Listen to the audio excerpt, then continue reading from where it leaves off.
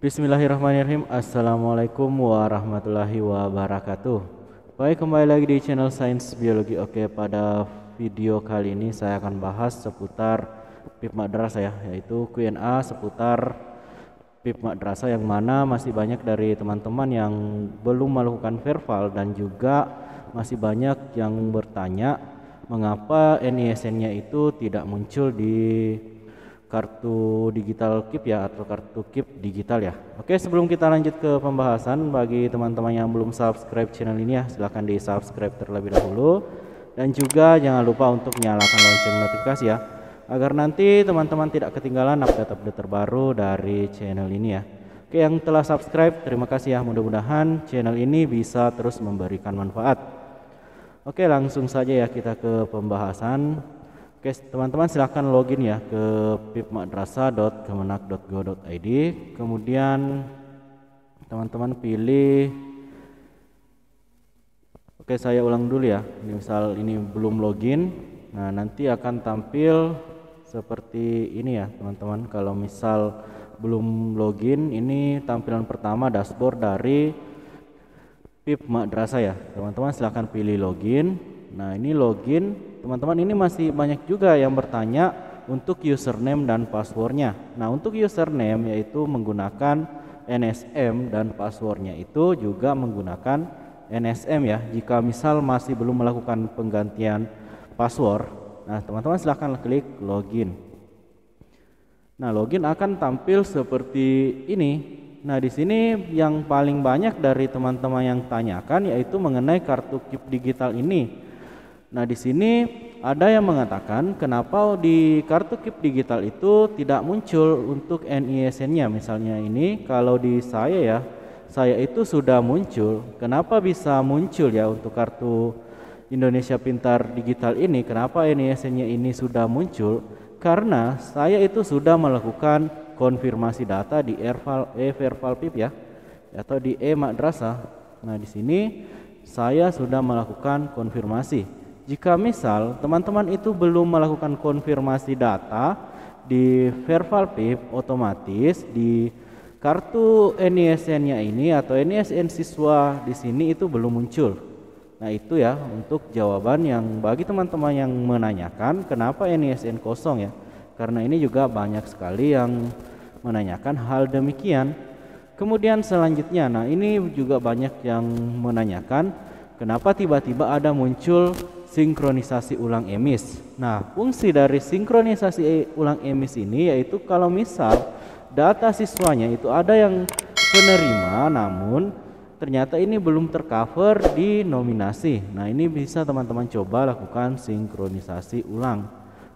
Siapa tahu ya, itu nanti ada misal kesalahan sinkron. Nah, ini sih bisa muncul. Nah, itu. Kemudian selanjutnya di sini ada juga yang menanyakan untuk di siswa lulusan. Nah, siswa lulusan itu akan statusnya di nonaktif. Nah, jangan diaktifkan ya, teman-teman. Jika misal status validasinya di sini ya di sini ya.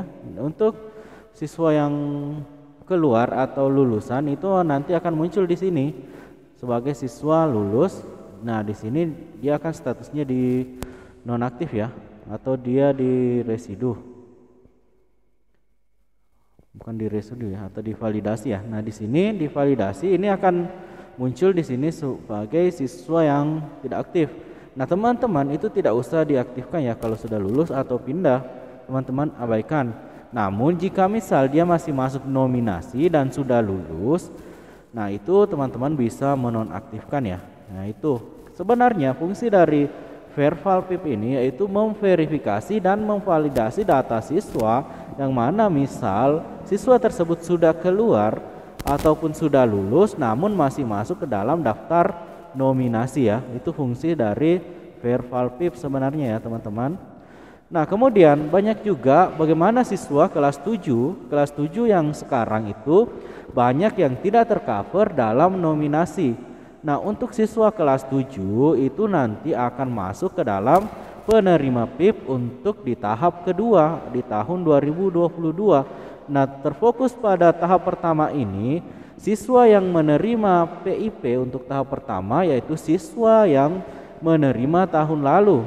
Artinya di tahap sebelumnya dia sudah terima PIP dan menjadi nominasi PIP untuk tahap 1 tahun ini. Nah, seperti itu ya.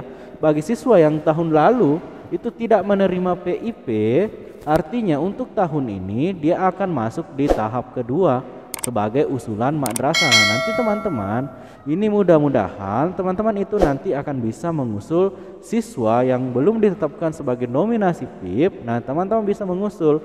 Kenapa demikian? Karena biasanya siswa misalnya di SMP atau di SD itu terima PIP dan dia pindah ke madrasah, dia selanjut ke MTS atau MA, otomatis dia itu tidak tercover dalam data penerima PIP karena beda naungan, satu di naungan dinas, satu di naungan Kemenak. Jadi nanti di situ ya, disinilah fungsi dari usulan ini. Teman-teman itu bisa mengusul siswa tersebut untuk menerima PIP di tahap kedua. Ya teman-teman, seperti itu. Jadi untuk tahap 1 ini, untuk kelas 1 atau kelas 1 MI, kelas 1 MTS dan kelas 1 MA itu mohon harap bersabar aja ya, nanti akan dimasukkan di tahap kedua. Dan banyak juga yang menanyakan kenapa ada sebagian siswa kelas 10 masuk ke dalam nominasi PIP. Jawabannya karena ini misalnya, karena siswa ini dia itu terima PIP tahun lalu, dia itu dari madrasah dan kembali ke sekolah madrasah, otomatis datanya yang di Kemenak itu masih tercover atau masih terdata sebagai penerima PIP. Jadi itu sebenarnya ya teman-teman, pentingnya misalnya siswa MI itu lanjut ke jenjang MTS dan siswa MTS penerima PIP lanjut ke jenjang MA, karena supaya datanya itu tetap tercover dan terus ditetapkan sebagai penerima PIP. Biasanya yang tidak tercover yaitu siswa pindahan, siswa dari SMP, SD itu biasanya tidak tercover karena itu data sebelumnya tidak ada di Kemenak, dia adanya di Kemendikbud. Nah, seperti itu ya teman-teman.